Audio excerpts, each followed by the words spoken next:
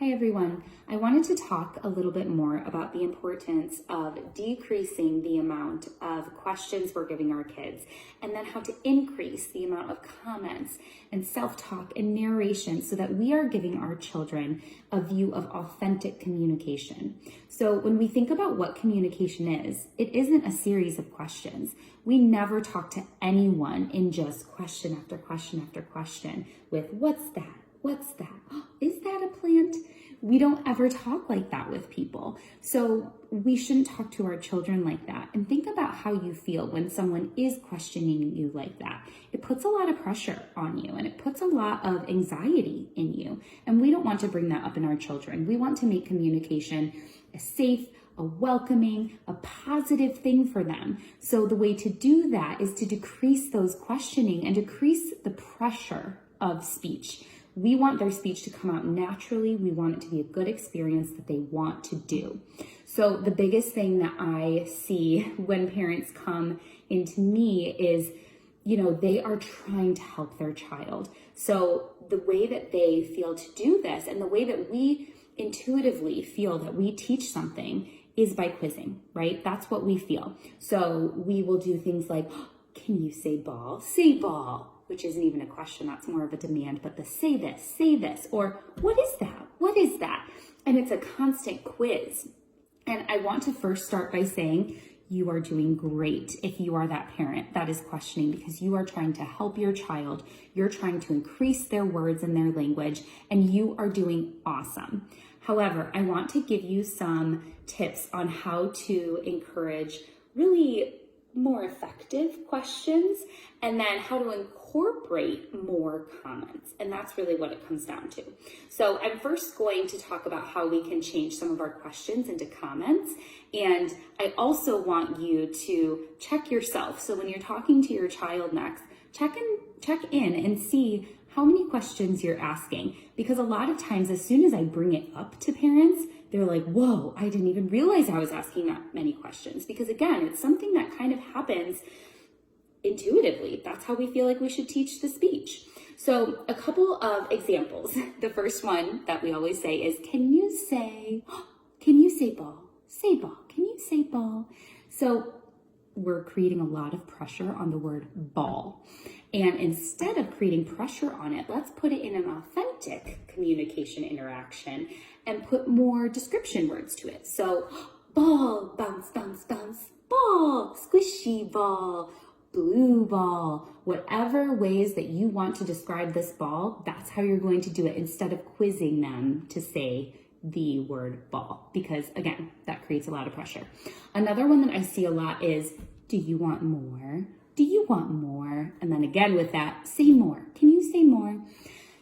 First of all, if a child is reaching for something and they clearly want it, even if they're not saying it, that's a very obvious question you're asking them. You know they want more. So instead of asking them when you already know the answer, observe what they are telling you with their nonverbals.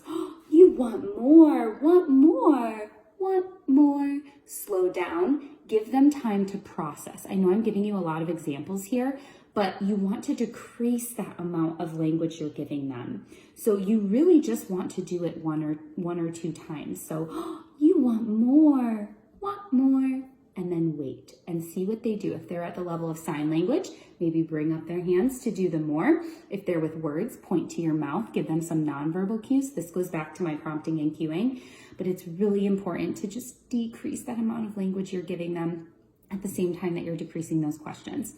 Another one that I see a lot is, are you done? And that's going through the same steps as, do you want more?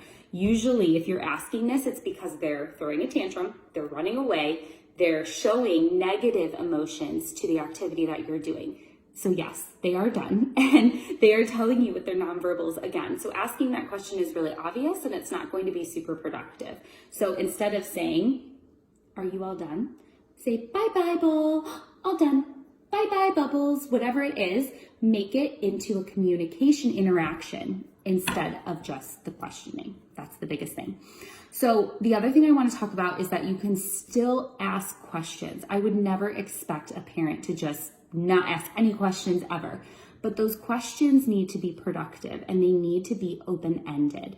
The biggest thing with questions, again, is to try and decrease the amount of yes, no's. So if you notice with all of those questions I was giving examples for, it really elicited a yes, no. So are you done? Yes or no. Do you want more? Yes or no. Is that a ball? Yes or no. It elicits a yes, no response. So why would we expect that our child would respond with a bunch of words? Because we as ourselves could just communicate yes or no to that. So try and decrease the amount of yes, no questions that you're asking and instead ask open-ended questions. So, what are you playing with? It's bouncing. So if you are going to ask a question, try and put some descriptive words to it. Try and give some cues to it. You could even start with ready, set, go, go, go. And you could do that communication temptation to elicit it as well.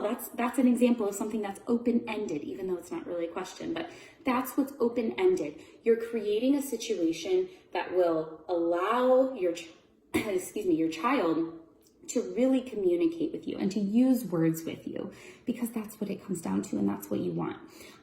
Another thing is questions that answer themselves, which is, again, are you done?